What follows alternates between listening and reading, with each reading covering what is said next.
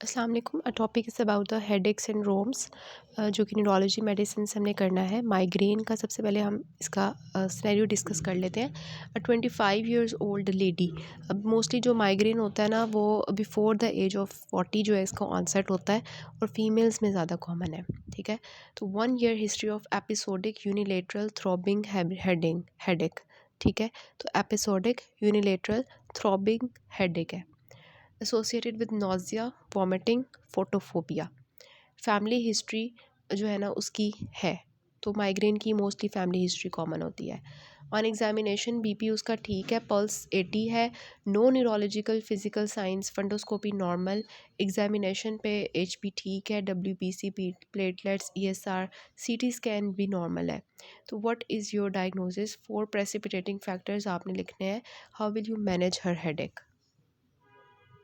तो ये जो थ्रॉबिंग है ना और यूनिलेटरल है, ये बहुत इंपॉर्टेंट चीज़ है और इसकी चीज़ें देखते हैं। अब हम इसका टॉपिक डिस्कस करते हैं।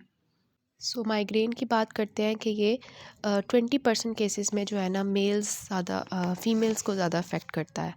ठीक है, मेल्स जो हैं वो इतने नहीं होते। सर दर्द के साथ मोस्टली फीमेल्स होती हैं और जो है माइग्रेन जो है ना ये एक ग्रीक वर्ड है जिसका मतलब होता है हेमिक्रेनिया, मतलब यूनिलेटरल जो है ना हाफ साइड का जो सर दर्द होता है ना उसको कहते हैं। It presents before the age of 40 years. Pathogenesis का हमें नहीं पता, हम ये सोचते हैं कि जो एक्स्ट्रा क्रेनियल वेजल्स होती हैं वो क्या होती हैं, माइग्रेन अटैक के दौरान डिस्टेंड कर जाती हैं और पल्सेटाइल हो जाती हैं, या हम कह सकते हैं सेरोटोनिन का लेवल जो है ना वो कम हो जाता है।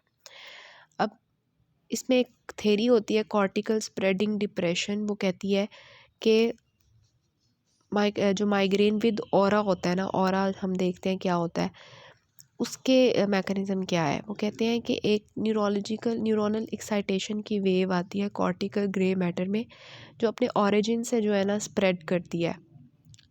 ठीक है, ये जो है एक्चुअली ओरा फेस क्रिएट करती है जिसकी वजह से ट्राइजेमिनल फाइबर्स एक्टिवेट हो जाते हैं और वो जो ट्राइजेमिनल फाइबर्स जो हैं वो एक्टिवेट होते हैं ना तो वो हेडेक फेस क्रिएट करते हैं। और एक सिंपली व्हाट के जब भी कोई स्टिमुलस आएगा ना, लाइक किसी को लाइट के साथ होता है, कोई बहुत ज़्यादा लाइट है, फ्लैशिंग लाइट है, या कोई भी ऐसे ट्रिगरिंग फैक्टर हो सकता है।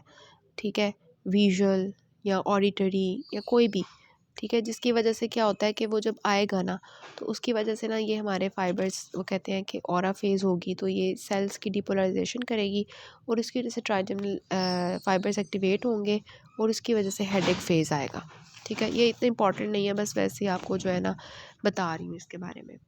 क्लिनिकल फीचर्स में क्या होगा, headache is throbbing pulsatile headache है with moderate to severe pain और aggravated with movement and physical activity और relieved by sleep and darkness, सुकून के साथ ठीक हो जाएगा। नॉज़िया वॉमिटिंग इसके साथ एसोसिएटेड हो सकते हैं जैसे आपने अभी सिनेरियो में देखा। विद फोटोफोबिया हो सकता है। ट्रिगरिंग फैक्टर्स क्या हैं कि कुछ फीमेल्स को क्या होता है कि जब उनके मेंसेस होते हैं तो तब उस दौरान उनको माइग्रेन होता है, या आने वाले होते हैं तो माइग्रेन होगा।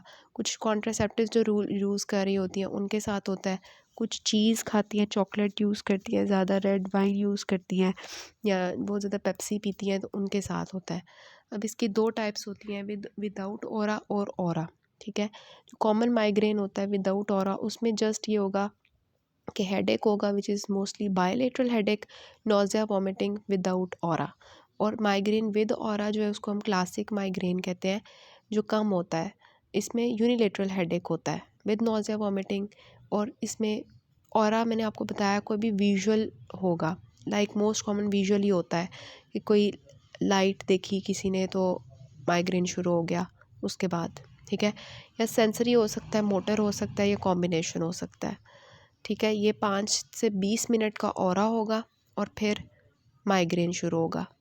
विजुअल ऑरा में क्या है कि पेशेंट को जो है ना बिल्कुल नज़र नहीं आना शुरू होगा, जिगजैग लाइन सामने आना शुरू हो जाएंगी, इस तरह की चीज़ें। ठीक है, तो स्टिमुलस की वजह से ऑरा डेवलप हुआ और उसके बाद माइग्रेन शुरू हो गया। अब इसका ट्रीटमेंट देखें, सबसे पहले जो ट्रिगरिंग फैक्टर्स हैं उनको अवॉइड करना है, लाइक कॉन्ट्रासेप्टिव्स की वजह से हो रहा है, चॉकलेट की वजह से, चीज़ की वजह से, पेप्सी की वजह से, तो उनको अवॉइड करना है। फिर आती है एबॉर्टिव थेरेपी कि पेन अभी है, तो अभी जो पेन है उसके लिए एस्पिरिन, पैरासीटामोल, एनसेड्स, ठीक है, या एसिटामिनोफेन। स्पीयर अटैक्स हैं तो ट्रिप्टन्स, जिसमें सुमाट्रिप्टॉन है, जो सेरोटोनिन एगनिस्ट होंगे, सेरोटोनिन का लेवल ज़्यादा हो करेंगे, which is the happy hormone.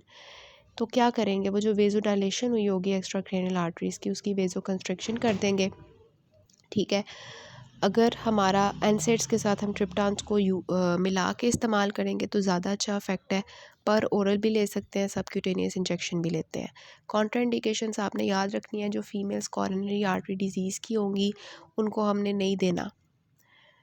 Stroke की, पहले प्रीवियस स्ट्रोक है, या कोई पहले से कोई जो है प्रेग्नेंट फीमेल है, या पहले कोई स्ट्रोक का हिस्ट्री थी, तो इसका ऑल्टरनेटिव क्या है, एर्गोटामीन। प्रिवेंटिव थेरेपी क्या है कि अभी जो है वो, तब तो था, ये तो था ना कि हमने अभी अटैक आया हुआ है तो एस्पिरिन, पैरासीटामोल, एनसेड्स या ट्रिप्टान्स देने हैं।